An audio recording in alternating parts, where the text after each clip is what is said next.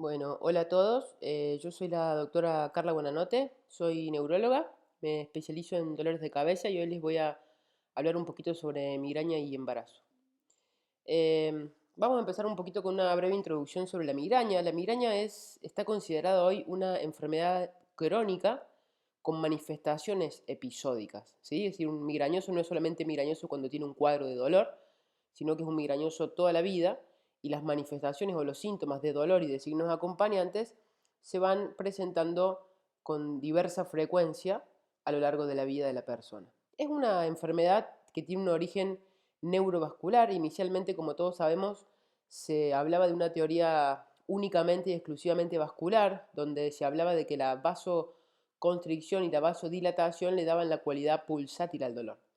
Hoy sabemos que es bastante más compleja el origen de esta enfermedad y no solamente involucra las estructuras vasculares, arteriales principalmente, con fenómenos de vasodilatación y vasoconstricción, sino también un montón de estructuras nerviosas, principalmente a nivel del sistema trigeminal, que es quien se comunica con el sistema vascular, generando la fisiopatología del dolor. Tiene un componente genético muy importante. De hecho, el antecedente genético está presente en más del 50% de los pacientes, en madres, padres, y así no tuviésemos familiares, el componente genético para la manifestación del dolor es una cualidad importantísima. La migraña se caracteriza clínicamente por una cefalea recurrente. El dolor es de una intensidad moderada a severa, eso es una característica bastante importante, y es acompañado por síntomas autonómicos trigeminales. Puede haber lagrimeo, inyección conjuntival, rinorrea. Además, se acompaña de otros síntomas como náuseas, vómitos, intolerancia a la luz o intolerancia a los ruidos, que ya lo vamos a repasar un poquito más cuando veamos los criterios diagnósticos. Todo este cuadro un poco es lo que define a la migraña como una enfermedad que afecta la calidad de vida, ¿sí? Porque como vemos hasta ahora no es solamente un dolor, sino que hay un montón de síntomas acompañantes de la crisis dolorosa que van a generar en quien la padece una incapacidad importante y una disminución de su calidad de vida. Por otro lado, la migraña es muy importante conocer que tiene diversos desencadenantes o llamados triggers, que son situaciones las cuales predisponen que el sujeto migrañoso inicie un dolor de cabeza, como por ejemplo el café, el alcohol, algunos olores específicos, algunas medicaciones, la falta de sueño o el exceso de sueño, las luces fuertes o brillantes, los sonidos intensos, los cambios de clima, el estrés y, como sabemos, algunos alimentos. Estos son simplemente algunos de los desencadenantes. Es importante saber que la migraña puede caracterizarse en un dolor crónico, en un cuadro crónico versus un cuadro episódico. Ya vamos a ver cómo se clasifica. Y como dijimos hace un ratito, todo esto nombrado anteriormente demuestra el impacto que tiene en la calidad de vida y por ende, como consecuencia, a nivel de costos de salud. Existen un montón, como podemos ver en este pequeño cuadro, de subtipos de migraña. Los dos más importantes que conocemos es la migraña con aura y la migraña sin aura, ¿sí? En general acá vamos a hablar de los diagnósticos de la migraña sin aura, pero para que puedan ver no solamente existen estas dos entidades, sino que tenemos auras típicas, auras atípicas, migrañas hemiplégicas, dentro de las cuales tenemos la migraña hemiplégica familiar, que es bastante conocida, migrañas retinianas, diferenciarlos en cuadros crónicos, cuadros episódicos, estatus migrañosos. Bueno, podemos ver que la subclasificación de esta patología es bastante extensa. Hablando un poquito en cuanto a la prevalencia, podemos observar a modo general que la prevalencia de la migraña es en América del Sur de aproximadamente un 12%, con una importante predominio del sexo femenino. La edad de presentación o la prevalencia de la edad en ambos sexos está entre los 20 y los 40 años, y como dijimos anteriormente, el sexo femenino tiene una predisposición amplia y una mucha mayor afectación en relación más o menos 3-1 con el sexo masculino. Para saber O para entender un poco cómo sabemos que un paciente tiene migraña, es importantísimo conocer los criterios diagnósticos que están establecidos por la Sociedad Internacional de Cefalea.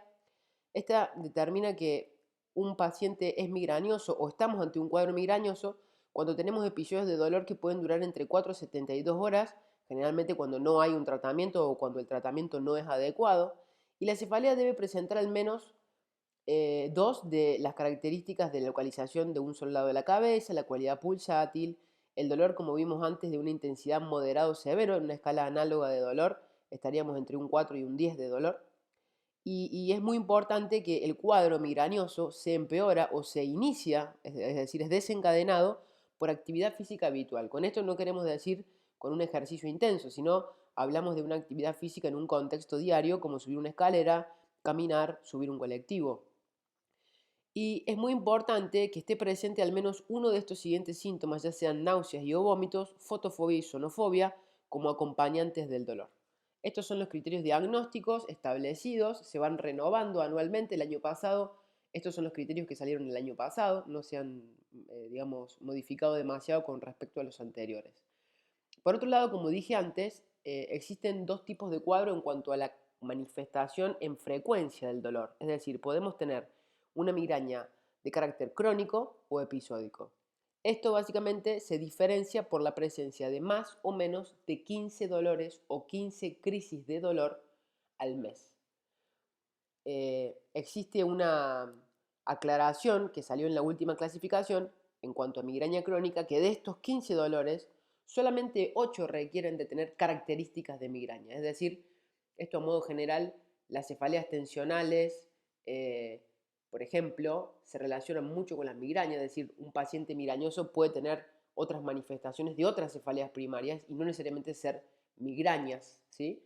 Pero el hecho de que haya por lo menos 8 dolores de esos 15 al mes que tengan características migrañosas nos enfoca hacia un cuadro crónico, a diferencia del cuadro episódico cuando tengo menor cantidad de dolores al mes.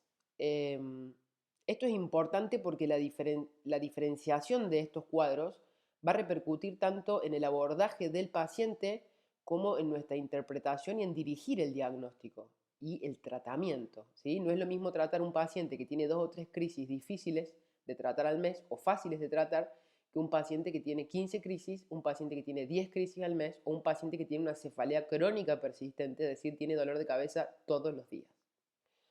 Ahora vamos a hablar un poquito del tema que nos reúne hoy, que es migraña y embarazo, ¿sí? Hablemos un poco de, a modo general, migraña y estrógenos les pongo como título, porque acá estos vienen a ser importantísimos protagonistas en los cambios que puede tener una mujer migrañosa en su estado de embarazo. Los estrógenos generan un impacto de varios tipos en el cuadro migrañoso, es decir, multifactorial. Dentro de ellos tenemos algunos cambios funcionales y estructurales en cerebro, que de hecho son muy diferentes en hombres y en mujeres. Acá hablamos específicamente y claramente de las mujeres. Estructuras involucradas como el tálamo o vías sensoriales de menor umbral del dolor, así como la amígdala en cuanto al comportamiento de la persona. Estos son algunas estructuras que sufren varios cambios cuando hay alteraciones y fluctuaciones en el nivel de estrógeno. Por otro lado, la expresión de las citoquinas inflamatorias, así como de ciertos neurotransmisores, también se encuentran cambiados, ya sea en más o en menos, en situación de cambio de estrógeno y embarazo. El sistema trigémino vascular es un foco importante de cambio y sensibilidad eh, relacionado con las hormonas sexuales. Los estrógenos van a alterar la sensibilidad del estímulo doloroso a nivel de la dura madre, los nervios periféricos, ganglios, núcleos del trigémino, tálamo, sistemas de corteza y sistemas moduladores. El sistema trigémino vascular, que es el protagonista en la fisiopatología de la migraña, es una de las estructuras que más se va a ver afectada y en donde más va a impactar la hormona sexual, principalmente el estrógeno, generando una disminución del umbral, es decir, va a ser mucho más fácil que se desencadenen un montón de fenómenos en este sistema trigémino vascular que van a facilitar el inicio de la crisis dolorosa. Por otro lado, hablamos de un poquito de los citoquinas y de los neurotransmisores, la dopamina, la serotonina, los opioides, el CGRP, también tienen cambios generados por la fluctuación de estrógenos. Generalmente tenemos una gran expresión de CGRP, que es el péptido relacionado con el gen de la calcitonina. Este lo resalto específicamente porque hoy en día tiene un rol protagónico y principal en la génesis del dolor de cabeza, así como en los síntomas acompañantes, específicamente la fotofobia y la sonofobia. En una paciente embarazada o en una paciente migrañosa podemos notar, y hay situaciones muy conocidas, como las variaciones del cuadro migrañoso en relación a las variaciones del estrógeno que padece una mujer a lo largo de su vida. Es conocido que, por ejemplo, eh, las mujeres durante el ciclo menstrual o perimenstrual tienen un aumento en la incidencia de dolor. Esto es algo que se observa con muchísima frecuencia y de hecho esto se define en migraña menstrual, ¿sí? Es decir, el dolor de cabeza con características migrañosas que se da en el periodo menstrual desde el inicio más o menos 2-3 días hasta el final más o menos 2-3 días. Esto es importante, ¿por qué? Porque una paciente que sufre migrañas menstruales va a tener mucha más posibilidad de mejorar el cuadro migrañoso durante el embarazo. Y el cuadro migrañoso durante el embarazo va a mostrar una mejoría que va a progresar y a incrementarse a medida que va avanzando el embarazo. Es decir, el primer trimestre por ahí la paciente migrañosa puede no notar mucho cambio, pero el segundo y el tercer trimestre generalmente se observa un, una mejoría franca del cuadro migrañoso, ¿sí? Esto suele observarse en la grandísima mayoría de las migrañas. Fíjense que solamente un 4, un 8% o hasta un 10%, según la literatura, no sufren este beneficio. Existen algunas similitudes con las pacientes en menopausia y acá también podemos observar lo que son las fluctuaciones del estrógeno. En periodo menopáusico, posmenopáusico, más del 80% de las mujeres mejoran su cuadro migrañoso.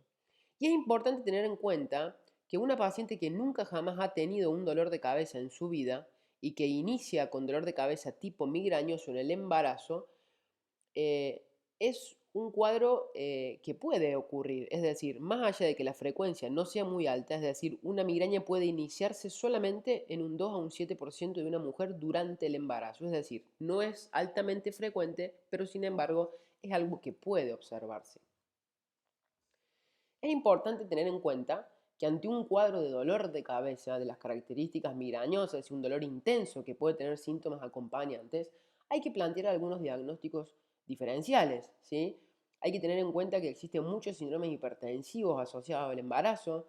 Sabemos que la migraña genera, está siendo estudiado actualmente a la migraña como un posible factor de riesgo vascular.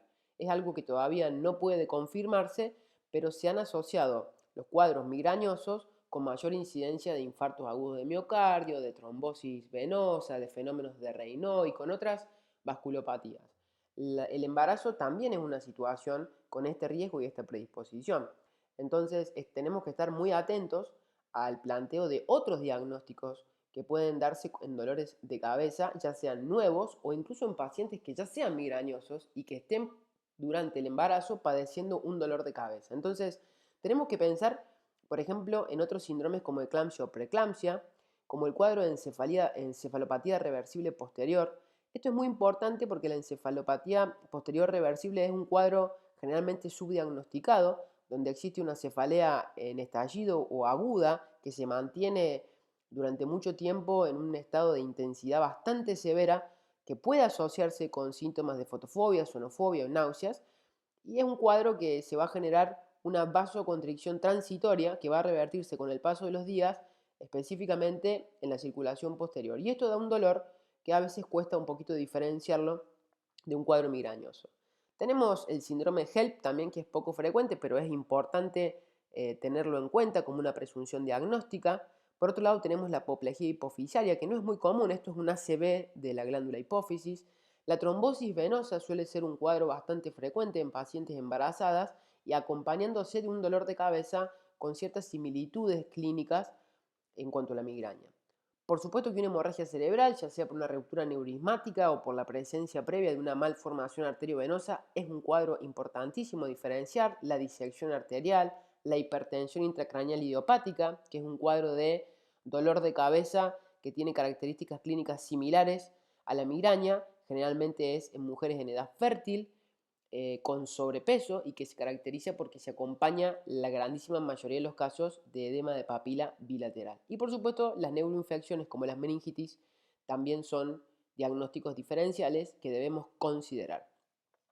Ante la sospecha de alguno de estos diagnósticos diferenciales o ante alguna paciente en periodo de gestación con antecedentes migrañosos o no, hay un montón de métodos complementarios que podemos aplicar para llegar al diagnóstico. Es importante tener en cuenta que dichos métodos complementarios, que ahora se los voy a mostrar, generalmente uno los realiza cuando tiene una sospecha de una patología secundaria. Esto sería, en una paciente con migraña previa, ¿cómo podría yo detectar clínicamente alguna bandera roja? Bueno, por ejemplo, la paciente debería poder reconocer diferencias o similitudes entre el dolor de cabeza que está teniendo en este momento, que está embarazada, a diferencia de los dolores de cabeza que tenía previamente. En general, algunos de estos aspectos tienen que ver con la forma de presentación del dolor, aguda o hiperaguda o en estallido, si el dolor está localizado estrictamente de un solo lado, si previamente tenía un dolor holocraniano y ahora es unilateral, o previamente era unilateral y ahora está localizado en alguna región específica, si tiene síntomas acompañantes que nunca antes tuvo, y bueno, por supuesto acompañado de algún signo de foco, también es para sospechar una patología secundaria. ¿Qué podemos hacer ante estos signos de alarma? Sabemos que podemos hacer tomografía, resonancia, se puede hacer una punción lumbar, ¿qué sería lo mejor? Es importante tener en cuenta que lo ideal es hacer una tomografía, ya que no tiene un riesgo para la mamá y el riesgo es mínimo para el feto.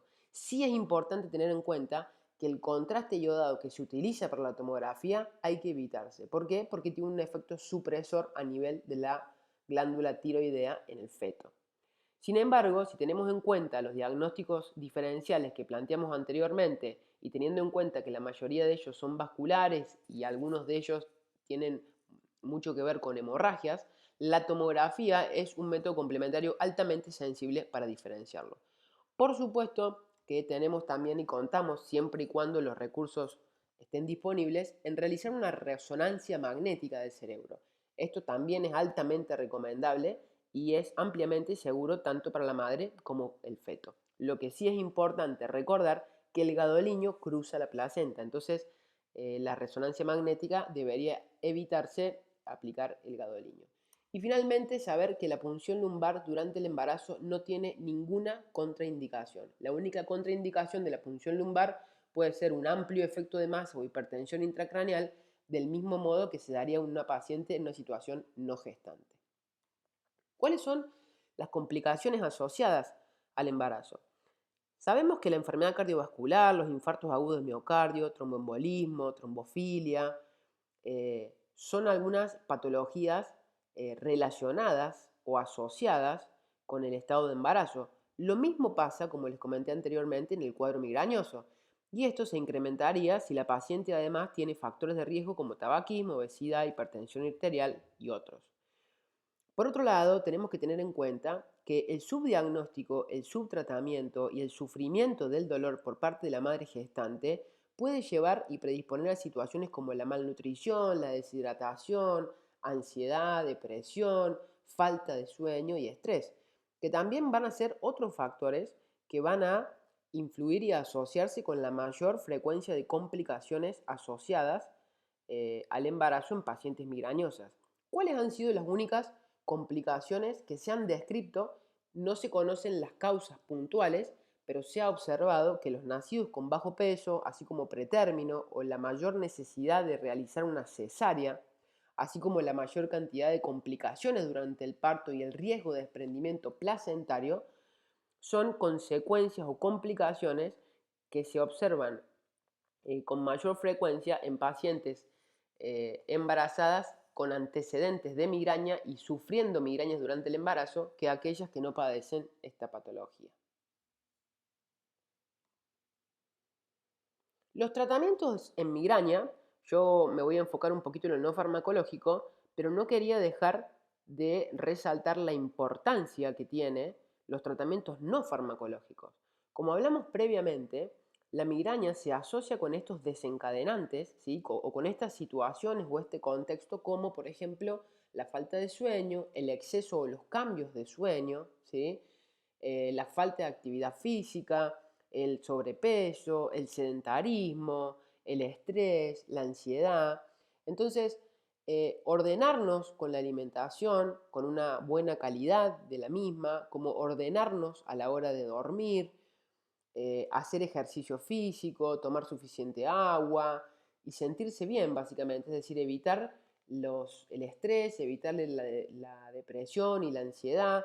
Esto es a través de algunas actividades de ocio, a través de prácticas de meditación, a partir del yoga, la acupuntura. Digamos, todo esto repercute mucho y es parte del tratamiento y las indicaciones no farmacológicas que tenemos que darle a cualquier migrañoso y más aún a una migrañosa gestante, teniendo en cuenta que todas estas indicaciones van a tener un grandísimo beneficio en el manejo de su dolor y ningún tipo de impacto negativo en el desarrollo del embarazo.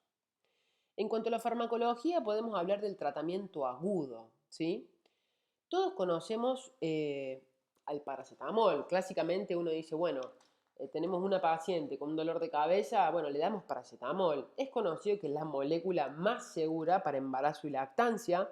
Sin embargo, hay que tener en cuenta que el paracetamol está indicado la mayoría de las veces en dolores de intensidad leve a moderada. Y una de las cosas que hemos resaltado en esta charla es que la migraña se caracteriza por ser, por ser un dolor moderado a severo, es decir, que el paracetamol generalmente no va a ser suficiente para tratar un cuadro migrañoso, ¿sí?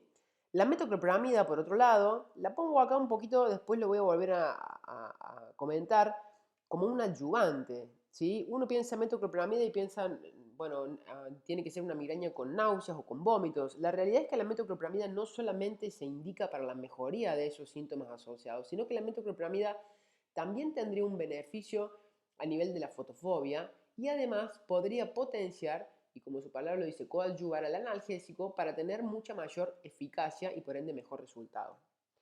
Como segunda línea tenemos los AINES, ¿sí?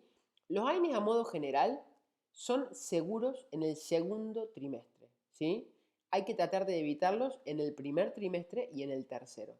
En el primer trimestre tienen un alto riesgo de teratogenicidad y en el tercer trimestre se han asociado con la presentación de cierre precoz del ductus arterial, ¿sí?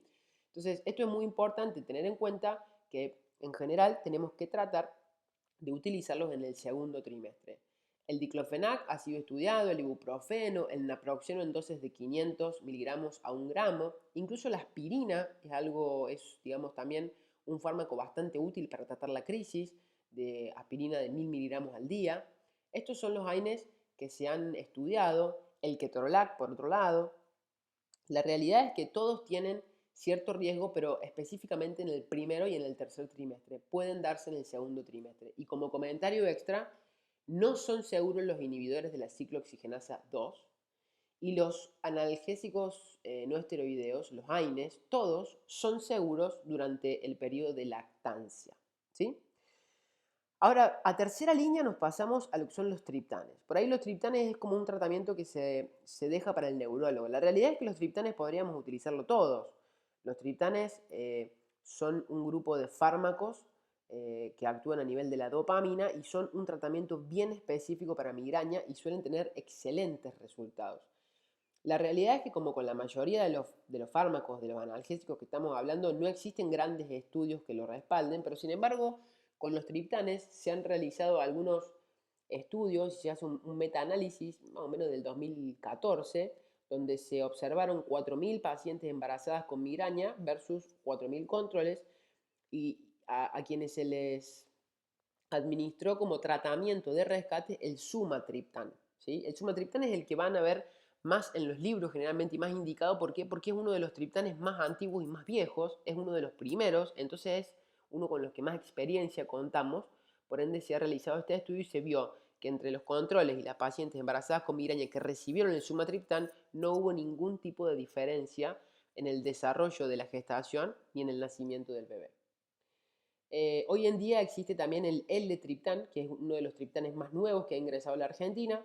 A diferencia del sumatriptán, tiene un perfil de seguridad un poquito mayor en general. Se indica también durante el embarazo, aunque no existen estudios, pero es muy parecido en la farmacología, perdón, al sumatriptán, entonces tienden a indicarse. Y es importante tenerlos en cuenta. A veces el buen manejo de una única crisis migrañosa evita la persistencia del dolor durante días. Entonces, a veces el utilizar un buen fármaco de una manera adecuada logra frenar una crisis y resuelve el problema. A veces dar un triptán y resolver el problema es mucho mejor si lo ponemos en una balanza que estamos tomando un paracetamol y después nos tomamos un ibuprofeno, después nos tomamos un Reliberan, al otro día nos duele, nos tomamos un diclofenac y en definitiva lo único que hacemos es extender el dolor a costa de un montón de antiinflamatorios que aunque los damos con un poco más de seguridad, termina siendo mucha más cantidad de analgésicos y un mal manejo del dolor, porque no es adecuado, no está tratando la crisis como debe. Entonces, de esta manera, no se olviden de los triptanes como tratamiento específico y aunque el riesgo, según la FDA, es de clase C, es una opción terapéutica muy importante a considerar. Los opioides generalmente tienen una eficacia bastante limitada, pero tienen eficacia limitada en el manejo de migrañas en general, ¿sí? No es una indicación de primera, ni de segunda, ni de tercera línea. Un poco uno se guarda para cuadros excepcionales donde uno no puede utilizar otra terapéutica o donde hay fracaso de otra terapéutica. Pero nunca se considera como un uso inicial de manejo de migraña, ni en pacientes embarazadas ni en pacientes no embarazadas, ¿sí? Los opioides se han asociado con riesgo de retraso de crecimiento, dependencia física y abstinencia, algunas malformaciones fetales y depresión respiratoria fetal. Es decir, que además de no ser muy efectivo, también tienen un montón de riesgos, por lo cual lo dejamos bastante abajo en cuanto a las líneas terapéuticas. Es importante saber, la domperidona no debe utilizarse porque prolonga el intervalo QT, así que como antieméticos hemos nombrado la metoclopramida y también podemos utilizar el ondansetron. Otros adyuvantes son, por ejemplo, los neurolépticos. Dentro de estos tenemos la clorpromacina. La clorpromacina no es conocido el mecanismo por el cual ayuda a las migrañas, pero es un fármaco de característica neuroléptica que tiene un muy buen efecto a nivel del dolor, de la fotofobia y de las náuseas y vómitos. Es decir, por ahí en vez de utilizar 2 o 3 fármacos apuntando los diferentes síntomas, con un solo neuroléptico como la clorpromacina podemos tratar el cuadro. Son bastante seguros, tienen una clase según el riesgo de la FDA C, y suelen ser altamente efectivos, tanto para rescatar una crisis, o sea, como un tratamiento abortivo, así como para dejarlo como un tratamiento preventivo, que ese es otro tema que ya lo vamos a charlar un poquito más adelante. Y acá les puse lidocaína. Fíjense que no se describieron efectos en el uso periférico, obviamente contraindicado en una infusión venosa, ¿no? Endovenosa. Acá hablamos de la lidocaína utilizándola como un bloqueo de un par craneal, un bloqueo de un nervio craneal, perdón, no de un par craneal. La lidocaína se puede aplicar en dosis pequeñitas, una lidocaína al 1 o al 2%, dosis de 1 mililitro, se aplican en distintos puntos del cráneo donde pasan diferentes nervios que están relacionados con el dolor, ¿sí? Estos serían el nervio occipital mayor y menor, que está en la región posterior de la cabeza o del cráneo, y después tenemos en la región anterior el nervio supratroclear y supraorbitario, que son a nivel del arco supraciliar, y el nervio auriculotemporal por delante del pabellón de la oreja. Esos son básicamente los puntos donde pueden aplicarse 1 mililitro de lidocaína y esto generaría un gran alivio del dolor y termina generando una mejoría de la sensibilización central. Es decir, no solamente estamos durmiendo y disminuyendo la conducción nerviosa del nervio que lleva el dolor a nivel pericraneal, sino que esto va a transmitirse hacia el sistema nervioso central y va a afectar también la modulación del dolor con efectos beneficiosos. Como modo, digamos, a ver, de resumen, como vimos, el paracetamol, perdón, versus los AINES en el segundo trimestre, los antieméticos como la metoclopramida o dijimos antes el ondansetron, ¿sí? Después tenemos el sumatriptán, crisis moderadas, severas o graves, o simplemente crisis que no responden a otros analgésicos, ¿sí? Sumatriptán, que viene en varias presentaciones. En Argentina lo tenemos subcutáneo y vía oral. Generalmente el subcutáneo es más difícil de conseguir, el vía oral es más fácil, viene de 50 y de 100 miligramos.